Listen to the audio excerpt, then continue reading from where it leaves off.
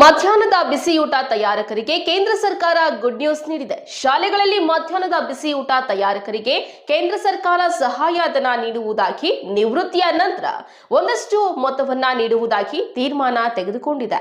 ಪ್ರಧಾನಮಂತ್ರಿ ಪೋಷಣ್ ಯೋಜನೆಯ ಅಡಿಯಲ್ಲಿ ಈ ಒಂದು ನಿರ್ಧಾರವನ್ನ ತೆಗೆದುಕೊಂಡಿದೆ. ರಾಜ್ಯದ ಸರ್ಕಾರಿ ಅನುದಾನಿತ ಶಾಲೆಗಳಲ್ಲಿ ಬಿಸಿಯೂಟ ತಯಾರು ಮಾಡುವಂತಹ ಶಾಲೆಯಲ್ಲಿ ಅಡುಗೆ ಸಹಾಯಕರಿಗೆ 60 ವರ್ಷ ದಾಟಿದ ನಂತರ ನಿವೃತ್ತಿಯಾಗ್ತಾರೆ ಅಂತಹವರಿಗೆ ಸಹಾಯಧನದ ರೂಪದಲ್ಲಿ ಒಂದಷ್ಟು ಮೊತ್ತವನ್ನ ನೀಡಲು ಸರ್ಕಾರ ತೀರ್ಮಾನಿಸಿದೆ ಹಾಗೂ ಶಿಕ್ಷಣ ಇಲಾಖೆ ಈ ಆದೇಶವನ್ನ ಹೊರಡಿಸಿದೆ. 5 ವರ್ಷದಿಂದ 15 ವರ್ಷ ಒಳಗಡೆ ಸೇವೆ ಸಲ್ಲಿಸಿ ನಿವೃತ್ತಿ ಹೊಂದಿದಂತಹ ಅಡುಗೆ ಸಹಾಯಕರಿಗೆ 30,000 ಹಣವನ್ನ ನೀಡಲು ಮತ್ತು 15 ವರ್ಷ ಮೇಲ್ಪಟ್ಟು ಕೆಲಸ ಮಾಡಿ ನಿವೃತ್ತಿ ಹೊಂದಿದಂತಹ ಮಹಿಳೆಯರಿಗೆ 40,000 ನೀಡಲು ತೀರ್ಮಾನಿಸಿದೆ.